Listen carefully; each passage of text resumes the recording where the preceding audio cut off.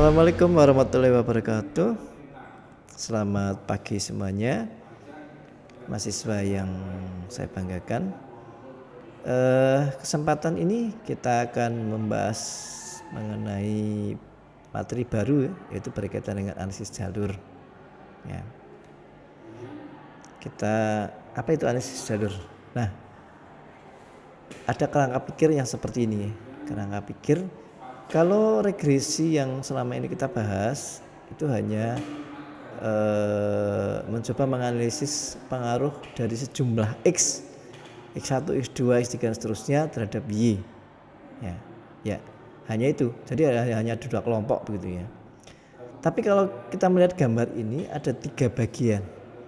Yang pertama sebelah kiri sendiri itu adalah melambangkan mengenai variabel bebas X1, X2, X3 dan seterusnya. Sementara di tengah ada Y. Kemudian ada satu lagi yang di ujung adalah Z. Nah, kerangka yang seperti ini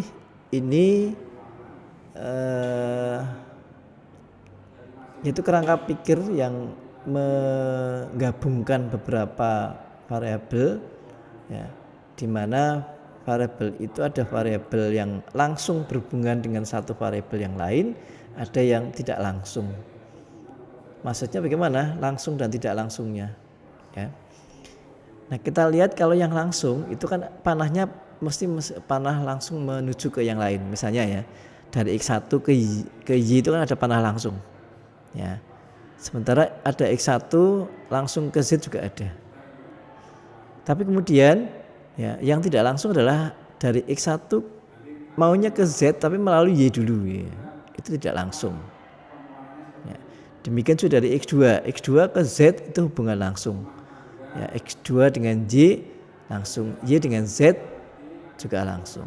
Tetapi sebenarnya hubungan antara X2 dengan Y dengan Z ataupun X1 dengan Y dengan Z itu kita akan mengukur mengenai hubungan atau pengaruh yang tidak langsung karena melalui variabel yang lain. Nah, Y ini adalah disebut sebagai variabel intervening. Ya, variabel antara variabel yang memediasi di antara dua kelompok, yaitu variabel bebas dan variabel terikat Z ya.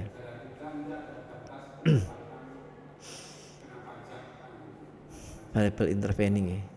Nah, variabel intervening ini jadi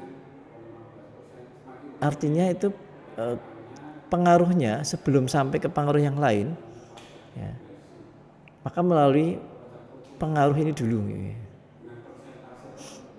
Nah, hipotesisnya termasuk mungkin nanti dari judulnya pun bisa menggambarkan itu ya. Apakah ada pengaruh X1 dan X2 terhadap Y dan dampaknya ini.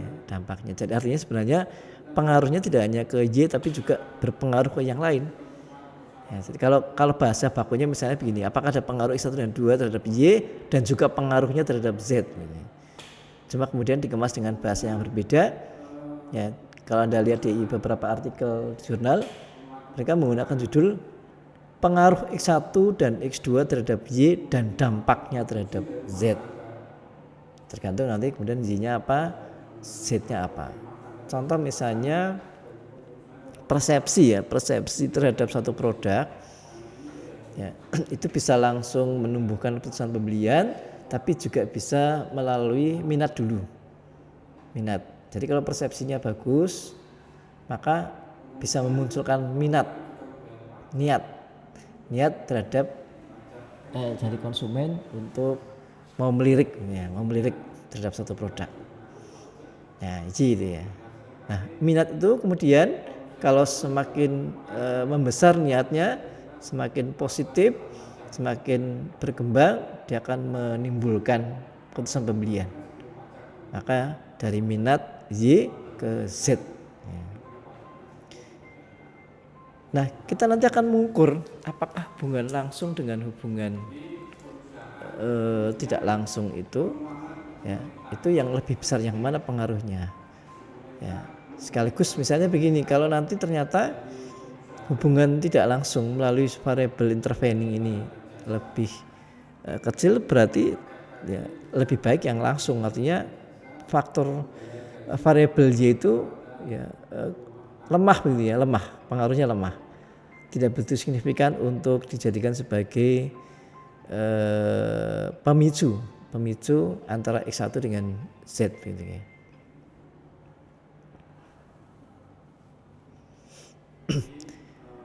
Kemudian bagaimana kalau ada kerangka pikir seperti ini, kerangka pikir yang menggambarkan hubungan langsung dan tidak langsung, yang tidak langsung melalui variabel intervening ya.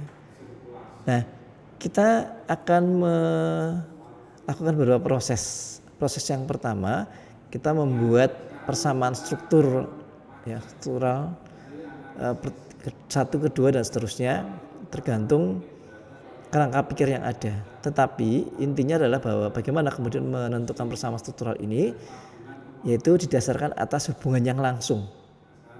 Ya, karena kan kita nggak bisa menentukan yang tidak langsung ya. Maka kita pecah jadi dua yang hubungannya langsung dulu. Kalau dari gambar ini kan berarti yang langsung X1 dan X2 dengan Y dan X1 dengan 2 dengan Z. Juga ada Y-nya dengan Z. Sehingga nanti ada dua kerangka pikir sekaligus dua persamaan struktural. Ini ya, yang langsung ini kan yang pertama adalah X1 2 dengan Y, yang kedua X1 X2 dan Y dengan Z. Ya. Nah, kemudian persamaan struktural ini agak berbeda dengan persamaan regresi sebelumnya. Ya. Di panah itu, di panah hubungan itu ada nilai PYX1, PYX2, PZX1, PZY dan PZX2. Itu adalah koefisien jalur, koefisien nilai yang nanti akan kita tentukan apakah antara langsung dengan tidak langsung itu besar yang mana. Ya. Nah, kemudian ada satu yang agak berbeda dengan regresi yang tidak melibatkan variabel intervening ya, yaitu penggunaan istilah variabel bebas dan variabel terikat ya. Karena di dalam analisis jalur ini ada dua kelompok yang ada satu variabel yang di satu saat dia menjadi variabel terikat, tapi saat yang lain dia menjadi variabel bebas. Ya, variabel bebas.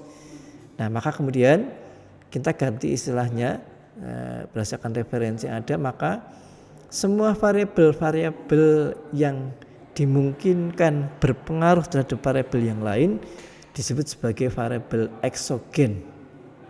Ya, sedangkan variabel yang menjadi sebab yang faktornya itu disebabkan oleh yang lain itu disebut sebagai variabel endogen.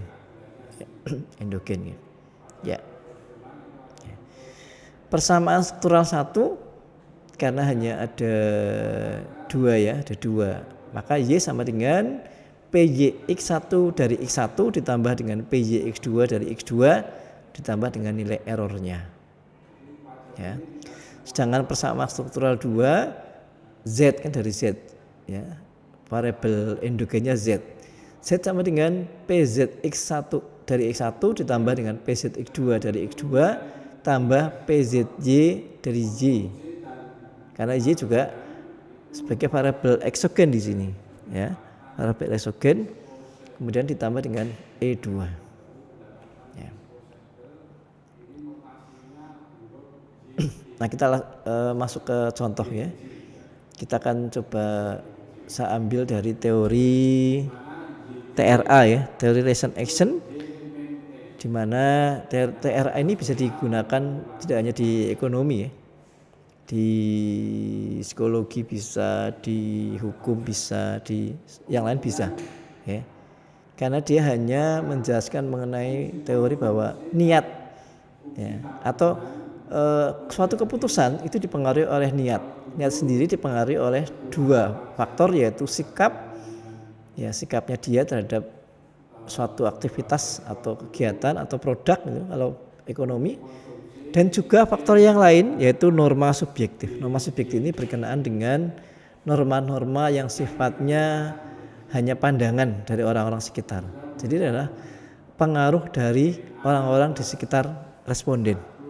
Norma subjektif ya. Teori reason action. Pengembang berikutnya menjadi teori plan behavior TPB. TPB sudah 3 di variabel eksogennya X1, X2, X3. Ya. Nah, ini data ya, data. Nah, data ini kemudian saya sampaikan di sini sebagai pengingat bahwa nanti yang dimasukkan di proses regresi seperti kemarin itu adalah total. Sehingga kalau di item pernyataan sikap ini ada 5 ya. Kita lihat ada sikap 1, sikap 2, sikap 3, sikap 4, sikap 5. Kemudian kita buat kolom sendiri, kolom sikap itu merupakan penjumlahan dari nilai jawaban di sikap 1, sikap 2, sikap 3, sikap 4, dan sikap 5. 20 itu adalah 4, 4, 4, 4, 4 tambah. 16 itu 3 tambah 4 tambah 3 tambah 3 tambah 3, 16.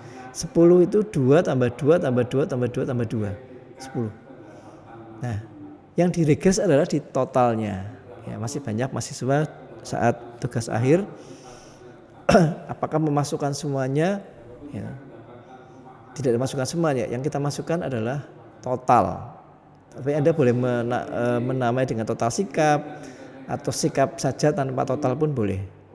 Ya, tapi angkanya adalah angka penjumlahan dari skor yang ada di masing-masing item pernyataan dari variabel ini. Ya. Sama dengan itu, ini saya ambil dari 50 responden ya. Kemudian sama dengan itu yang kedua norma subjektif ya. Norma subjektif ada 5 juga, ada 5. Ya. Kemudian di norma subjektif sendiri yang tanpa angka itu merupakan penjumlahan. Ya, penjumlahan. Demikian juga yang niat beli ya. Ini ada 2. Ya, totalnya 8 karena 4, 4. 7 itu 4 tambah 3, 3 itu 2 tambah 1 dan seterusnya ya. Kemudian niat atau pembelian. Pembelian ada 2 item pernyataannya, keputusan 1 dan keputusan 2. 3, 4 jadi 7, 4, 4, 3 dari 7, 1, 1 dengan sehingga 2. Nah, ada hal lain yang perlu saya sampaikan di sini juga. Di samping bahwa yang dimasukkan regresi adalah totalnya. Yang kedua, ya, saya mencoba memberikan contoh bahwa item pernyataan yang dibuat itu antara masing-masing variabel saya buat tidak sama. Ini maknanya apa? Artinya bahwa Anda tidak harus kemudian membuat pernyataan di kuesioner itu untuk masing-masing variabel itu harus sama semua, enggak. Ya. Lalu berapa yang kemudian harus dibuat? Kuncinya adalah berdasarkan indikator. Ya, indikator. Jadi kalau indikator variabel pertama itu 3 ya berarti minimal 3 pernyataan. Ya, kalau kemudian variabel yang indikatornya 10 ya minimal 10 pernyataan. Lalu saya katakan minimal ini artinya begini. Kadang-kadang kita membuat pernyataan satu item itu 2, satu indikator itu 2. Ya, 2. Ini hanya sebagai antisipasi kalau nanti ternyata terjadi ketidakvalidan kuesioner, terjadi ketidakrealitan kuesioner ya. Kalau dengan 2 pernyataan satu indikator, satunya kemudian tidak lolos, maka masih ada 1 pernyataan. Sehingga indikator itu tidak hilang gitu. Tidak hilang ya. Contoh yang real misalkan begini. Yang gampang saja apa ya misalnya ya. Sama penyakit demam berdarah dengan penyakit MAH ya, MAH. Itu ada 2 gejala yang sama, 2 indikator yang sama. Kalau MAH itu pusing, kemudian perutnya sakit gitu. Ternyata di demam berdarah juga demikian, pusing, juga panas sama ya dengan lemah, kemudian juga perutnya sakit ya.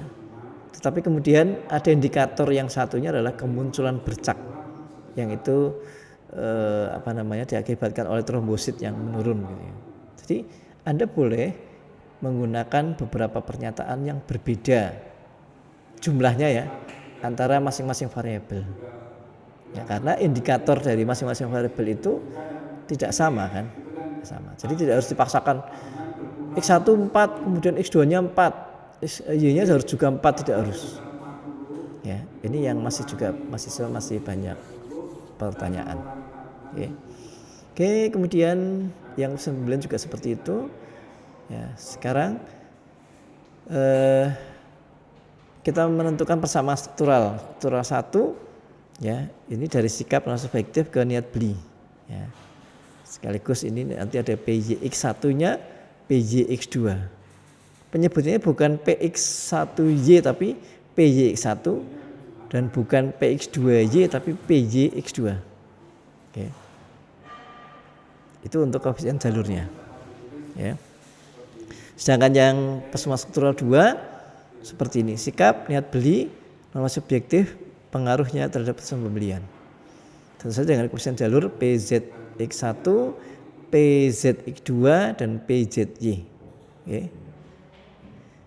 Ada 2 struktural yang harus kita selesaikan. Ya. Nah sekarang kita memasukkan di proses analisis SPSS untuk persamaan struktural 1. Ya.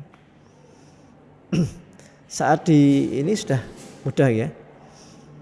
Ya, datanya dimasukkan dulu, variabelnya tentu saja variabel dibuat dulu di variabel view, kemudian data view kita isikan sesuai dengan data yang ada, termasuk tadi kolom jumlah, ya, kolom jumlah. Ya.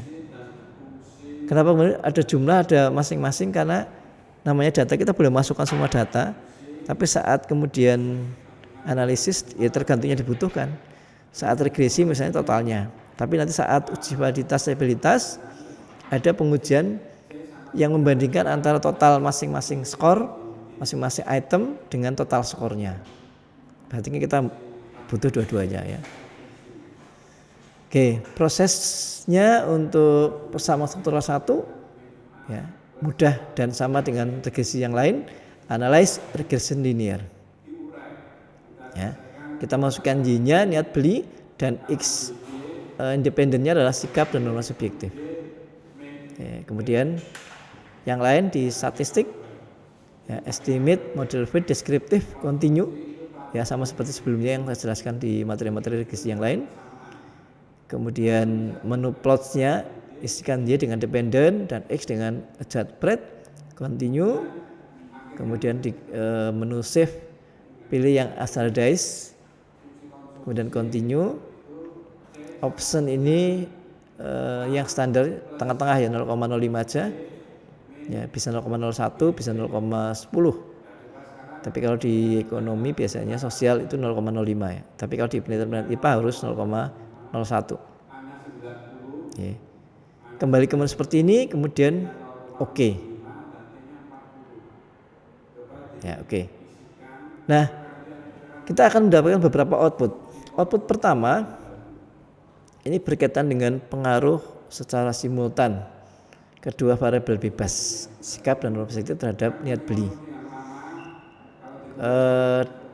Tabel ANOVA, tabel F ini signifikan nilainya 0,000. 0,00 ini mengandung makna bahwa ada 2 makna ya. Makna yang pertama adalah berkaitan dengan kalau yang lalu ini pengaruh secara simultan. Bahwa secara simultan kedua variabel bebas baik sikap maupun norma subjektif berpengaruh terhadap niat beli. Tapi ada nilai lebih yang sekarang berkembang bahwa nilai ini juga menjadi prediksi bahwa model yang kita gunakan memenuhi kriteria model yang baik. Kalau nggak signifikan, ya berarti modelnya kurang bagus. Sebagaimana biasanya kita akan menambah variabel bebasnya. Lalu seberapa besar variabel bebasnya, apakah nambah 1 atau 2, itu di perhitungan atau rumus koefisien determinasi ya. Sehingga kita kalau menambah 1 ternyata belum memenuhi, tambah lagi 1 lagi belum memenuhi, tambah lagi demikian. Itu kan ada rumusnya 1 min P, 1 min N, 1 min P. Ya. Output yang kedua yaitu pengaruh secara parsial, sekaligus nanti kita akan mendapatkan nilai koefisien jalur. Ya. Oke, sekarang kita lihat pengaruh secara parsial dulu. Pengaruh secara parsial ya dari masing-masing variabel bebas X1 maupun X2. Terus kita melihatnya di kolom signifikansi. Sikap ini nilainya 0,001. Berarti di bawah 0,05. Dengan demikian, sikap secara parsial signifikan berpengaruh atau berpengaruh signifikan terhadap niat beli. Tetapi norma subjektif karena nilainya 0,492 atau di atas 0,05 tidak berpengaruh signifikan atau tidak signifikan berpengaruh terhadap niat beli. Ya. Oke, biarkan aja. Ya. Karena kita nanti akan mementingkan kalau jalur ini kan apakah langsung atau harus melalui variabel yang lain. Ya. Nah, output yang berikutnya yang ini akan menjadi input untuk koefisien jalur, yaitu diperlihatkan pada kolom beta standardized. Di kolom berapa ya? 1, 2, 3, 4, 5. Di kolom kelima di sampingnya T ya. Ada 0,498 dan 0,097. Nah, 0,498 karena itu kalau kita tarik ke kiri adalah punyanya sikap, maka itu menjadi koefisien jalur dari pengaruh sikap terhadap niat beli. Sedangkan 0,097 itu menjadi koefisien jalur dari pengaruh norma subjektif terhadap niat beli. PYX2-nya 0,097 dan PYX-nya 0,498. Satu lagi yaitu dari nilai errornya juga harus dihitung ya, di dalam jalur itu harus dihitung karena ini nanti juga kalau sebagai presisi juga kalau nilai E-nya semakin tinggi berarti ya modelnya juga nggak begitu bagus sebenarnya ini. Nah, tapi ini karena ini kan contoh, saya menggunakan 2 contoh tadi ya, 2 contoh dengan jumlah responden hanya 50 yang aslinya jumlahnya 150-an datanya ini.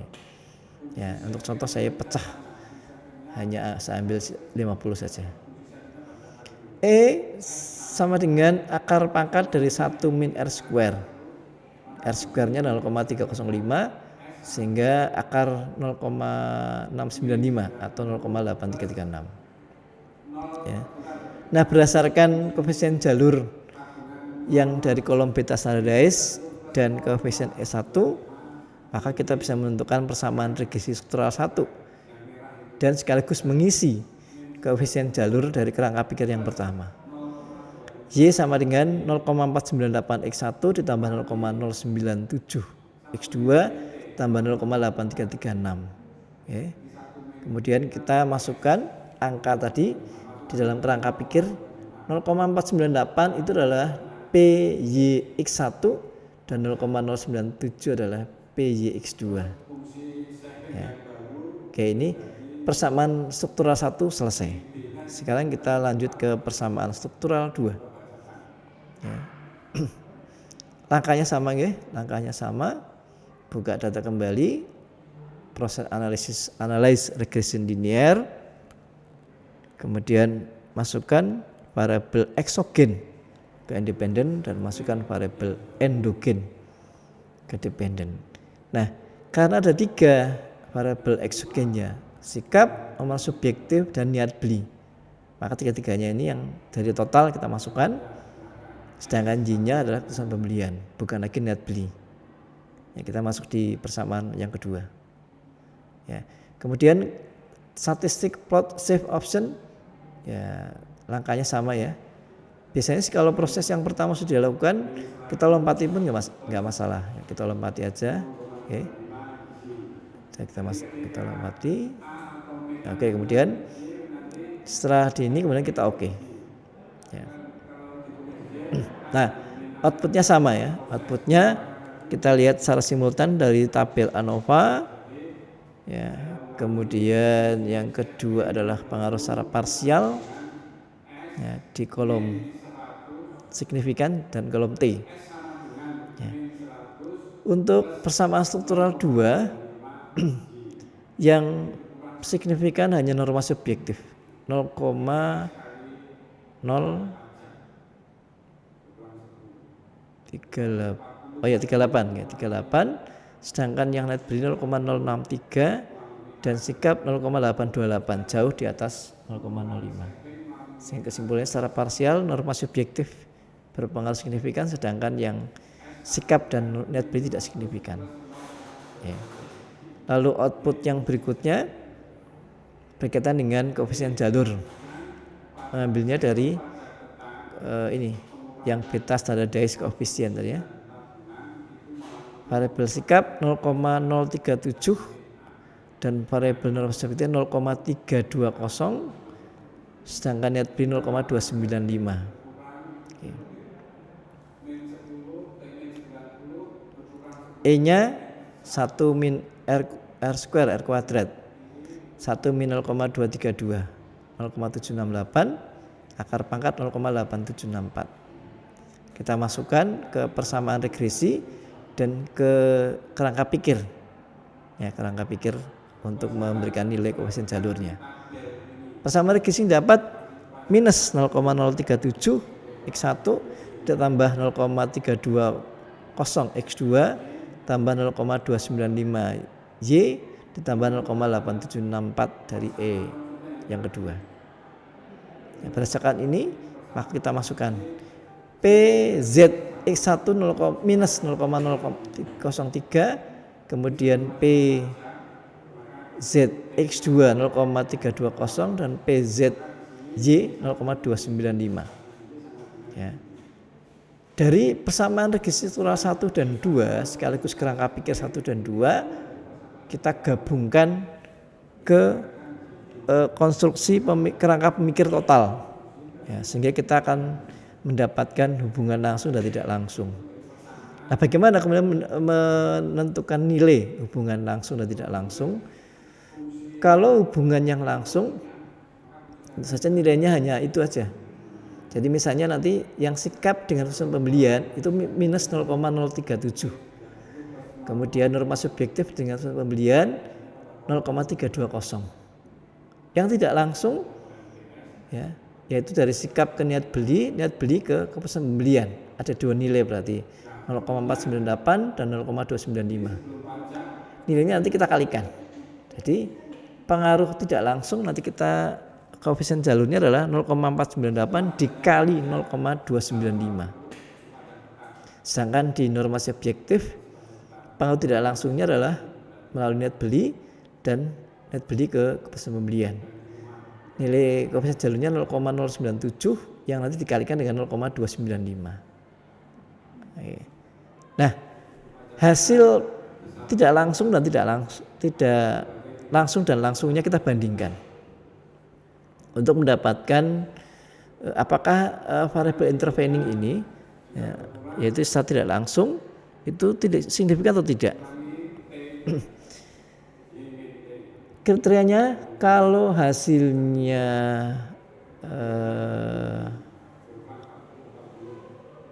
lebih besar ya, yang tidak langsung berarti variabel intervening ini berpengaruh ya. Tapi kalau hasilnya lebih kecil maka variabel intervening ini enggak berpengaruh. Artinya berarti mestinya dia langsung ya, tidak perlu ada penguat variabel di tengah-tengah gitu ya. Nah, hasil perkalian pengaruh tidak langsung antara sikap dan pembelian adalah melalui niat beli ada 0,1469. Sementara yang langsung minus 0,037 karena tadi memang tidak signifikan ya. Karena memang pengaruh tidak langsung lebih besar, berarti dapat disimpulkan bahwa pengaruh mediasi atau variabel intervening ini berpengaruh. Atau kalau dengan bahasa tidak langsung dan langsung, secara tidak langsung sikap melalui niat beli berpengaruh signifikan terhadap keputusan pembelian. Ya, ini yang sikap. Sedangkan untuk yang X2 juga kita harus lihat. Ya, pengaruh tidak langsungnya adalah 0,0286, sedangkan pengaruh langsungnya adalah 0,320. Lebih besar yang mana? Lebih besar yang pengaruh langsung. Sehingga norma subjektif itu, ya pengaruh-pengaruh orang-orang sekitar itu ternyata mampu memberikan efek yang luar biasa langsung pembelian. Ya. Jadi tidak melalui niat dulu ya. Bujukan-bujukan itu tidak langsung ke niat, karena biasanya sudah ada niat dulu kan, yang dipengaruhi oleh sikap. Ya, justru kemudian dia menjadi penguat, ya. Sehingga tidak langsung, ya, tidak langsung melalui niat, tapi justru berdampak langsung ke pembelian. Tapi dalam hal ini berarti justru variabel intervening tidak berpengaruh, tidak signifikan. Dengan bahasa lain, secara tidak langsung norma subjektif melalui niat beli tidak berpengaruh signifikan terhadap keputusan pembelian. Ya, ya. Jadi secara garis besar tadi, kalau kerangka seperti ini kita pecah dulu, kita menentukan persamaan struktural satu dan persamaan struktural yang berikutnya berdasarkan mana yang langsung, ya, dipecahnya gitu. Yang langsung, nanti yang tidak langsung itu digabungkan koefisien jalurnya. Kemudian karena ada 3 variabel bebasnya, ya, yaitu X1 dan X2. Kalau ada 3 ya berarti kita buat 3 nanti kesimpulan. Ada 4 ya 4 kesimpulan. Di sini ada 2, berarti kita menyimpulkan mulai yang X1 pengaruh variabel sikap, ya, baik langsung maupun tidak langsung terhadap Z, dan juga pengaruh norma subjektif atau X2 baik langsung maupun tidak langsung terhadap Z. Ya. Oke, ini yang bisa saya sampaikan berkaitan dengan materi analisis jalur, path analysis. Ya, mudah-mudahan Anda bisa memahami ini, karena perkembangan yang sekarang mahasiswa S1 juga banyak yang mengambil path analysis, ya. Mestinya belum sampai ke sini sebenarnya, tapi dalam perkembangan ternyata banyak juga yang mengambil, ya. Maka ini kita berikan untuk memudahkan Anda sekalian memahami mengenai konsep path analysis. Demikian, terima kasih. Selamat pagi. Wassalamualaikum warahmatullahi wabarakatuh.